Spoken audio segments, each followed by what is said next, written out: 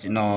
9ပရိလိုင်းကိုတက်တက်ပြပေးလိုက်မယ်နော်9ပရိလိုင်း2ပရိလိုင်း2ပရိကြရင်တော့ဟိုပါပေါ့10ပိတ်နဲ့2ပရိကိုထိုးပေါ့နော်ခု9ပရိလိုင်းကိုပြပေးမယ်ပြီးတော့9ဟိုပါပေါ့9ပိတ်ထိုးရမယ့်ဟာကြီးလည်းပြပေးလိုက်မယ်ပေါ်ဝါနက်ခတ်ထွိုင်းကျွန်တော်ဒီနေ့ထဲမှာမကြသေးဘူးအဲ့ဒါကိုလည်းကျွန်တော်ပြပေးလိုက်မယ်နော်ကျွန်တော်ဒီမှာ90ခုနှစ်300ခုနှစ်နော်300ခုနှစ်မှာ9ပရိ9ပရိ9ပရိ3ချက်ရိုက်တယ်နော်300ခုနှစ်နော်90ခုနှစ်9ပရိ3ချက်ရိုက်တယ်နော်ဟုတ်လားသူကနေကျွန်တော်19နှစ်မြောက်2 4 6 8 10 12 14 16 18 19 9ပရိ3ချက်ရိုက်တယ်နော်9ပရိ9ပရိ9ပရိဒီမှာ80ခုနှစ်နော်300ခုနှစ်ကနေကျွန်တော်တို့80ခုနှစ်80ခုနှစ်ကနေနောက်တဲ့19နှစ်မြောက်ကျွန်တော်တို့ပါတော့60ခုနှစ်60ခုနှစ်မှာကျွန်တော်9ပရိ3ချက်ရိုက်မယ်9ပရိ9ပရိ9ပရိနော်ဟုတ်လားကျွန်တော်300ခုနှစ်ကနေကျွန်တော်တို့9ပရိ3ချက်ရိုက်တယ်နော်နောက်တဲ့19နှစ်မြောက်မှာကျွန်တော်တို့ဒီမှာ9ပရိ3ချက်ရိုက်တယ်နောက်တဲ့60ခုနှစ်မှာ300ခုနှစ်ခုနှစ်80ခုနှစ်60ခုနှစ်မှာ9ပရိ3ချက်ရိုက်မှာလားဟုတ်လားရိုက်ဖို့ကလည်းများတယ်နော်ကျွန်တော်ကဒီမန်ပါထဲနေဆောင်အောင်ပြရမယ်ဆိုရင်တော့အများကြီးပဲဟုတ်ပြီလားနော်9ပရိ3ချက်ရိုက်မယ်ပြီးတော့2ကလိုင်းနဲ့9ပရိကကျွန်တော်တို့ဟိုဖရိန်ကြီးရှိတယ်ဒါပေမဲ့ကျွန်တော်လွယ်ကူလေးကိုဖရိန်ကြီးကိုကျွန်တော်ဖြတ်ပြလိုက်မယ်ဒီစာအုပ်တွေစာရွက်ဒီကလင်ဒါကြီးတော့လှမ်းနေရမှာမဟုတ်လို့နော်ကြားနေလိမ့်မယ် Facebook ကကြည့်ရသိတဲ့အတိုင်းအချိန်အကန့်အသတ်နဲ့မဟုတ်လို့ကျွန်တော်တို့ဒီမှာကျွန်တော်တို့3နှစ်4ဒါ2ကလိုင်းနေနော်3နှစ်4ကနေကျွန်တော်တို့3နှစ်ချတော့4တစ်ခွန်4တစ်ခွန်အရှိမှာ8တစ်5အဲ့မဲ့4တစ်ခွန်လေးစလိုက်1 2 3 6 5 4နော်9နှစ်4 3 4 8 9ပရိ3ချက်တန်းတယ်ဟုတ်လားဒါ2ကလိုင်းလေးရိုးရိုးလေးဆိုမှဖရင်အကြီးကိုမှကျွန်တော်ဖြတ်ပြလိုက်တာเนาะတဒန်းလေးရေကျွန်တော်ပြောချင်တာကတဒန်းလေးเนาะဟုတ်လားဒီမှာ14ချိန်တဒန်းလေးရေเนาะ14ချိန်တဒန်းလေးရေဟုတ်ပြီလားနော်14ချိန်တဒန်းလေးရေအဲ့မှာပြီးတော့ကျွန်တော်ဒီမှာ3နှစ်4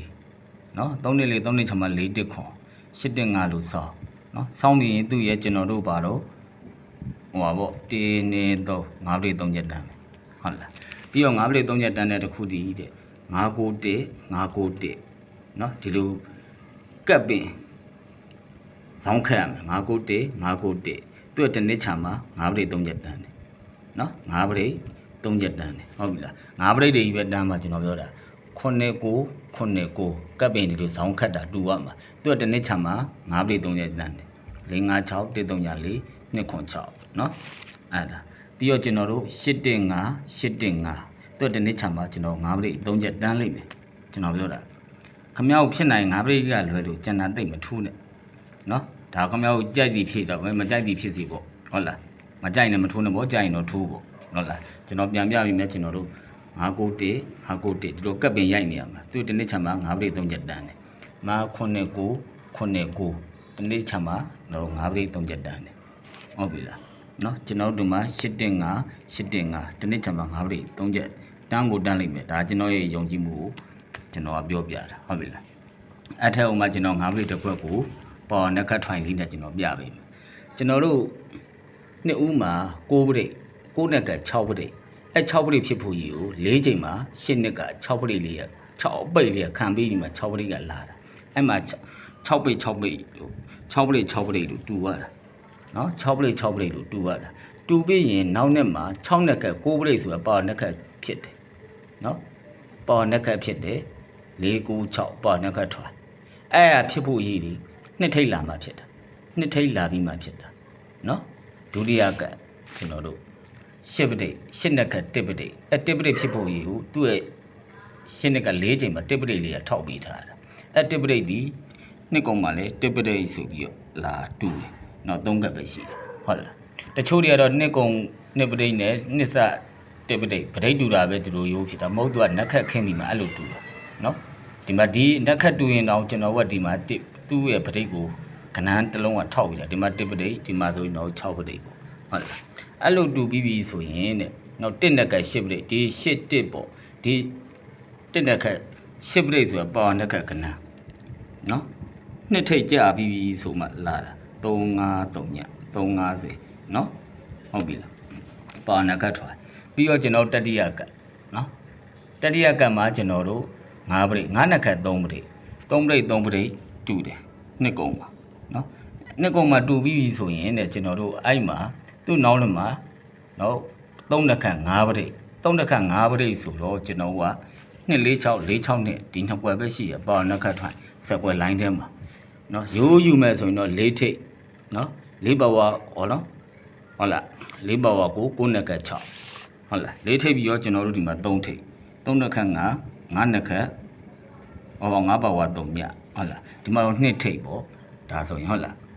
2နှစ်ခန့်4ပါဝါ9လားဒါမှမဟုတ်ရင်ကျွန်တော်တို့ဒီမှာ6ပါနော်6ပါမယ်ဆိုတော့6နှစ်ခန့်9နော်9ပါဝါ4ပရိတ်ဒီမှာ6ပြီးတော့5ပါတယ်နော်5နှစ်ခန့်3 5ပါဝါ3ညဒါဆိုကျွန်တော်က4ပါမှာနော်4နှစ်ခန့်နဲ့4ပါဝါ9နော်2 4 9 4 9နဲ့4ထိပ်ကတော့တော်တော်ကောင်းတယ်ဟုတ်လားကျွန်တော်အချိန်ရမှာမဟုတ်လို့ခင်ဗျားတို့ကိုကျွန်တော်ပြလို့မဖြစ်တာနော်5ပရိတ်ကတော့အများကြီးပလုံစီလို့စိုက်ပေါင်းကိုကျွန်တော်9စိုက်10စိုက်ရှိတယ်ထွက်တာမထွက်တာတော့မသိဘူးပေါ့ပြီးတော့ဒီ5ရိတ်ထက်မှာတဲ့သူက9ပရိတ်9နှစ်က6ပရိတ်ဒီ6လေးရထောက်ထားတယ်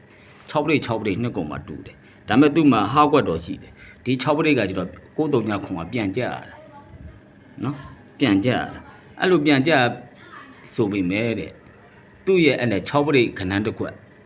938ကနောက်နှစ်ကိုလာထွက်တယ်ပေါ်နှစ်ခတ်ပဲ835ပေါ်နှစ်ခတ်ပဲနော်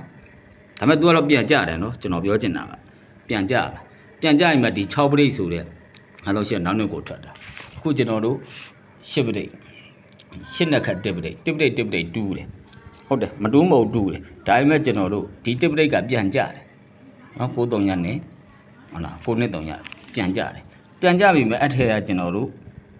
ဘာတော့1ပရိတ်ဘလို့1ပရိတ်ခဏန်းဒီခွန်3ညလေးဒီနောက်နှစ်ကိုလာထွက်တာပဲတဲလာထွက်တာနော်ဒါဆိုရင်ကျွန်တော်ကဒီမှာဘာတော့9နှစ်ခက်3ပရိတ်3ပရိတ်3ပရိတ်တူတယ်ဟုတ်လားဒါပေမဲ့ခွန်9ကမထွက်ခဲ့ဘူးနော်ခွန်9ကမထွက်ခဲ့တော့အခုချိန်ကြီးလဲ3ပရိတ်ကမလာသေးဘူးတကယ်3ပရိတ်ထိုးခြင်းနေဆိုတော့ခွန်9နဲ့ခွန်3ည6ကို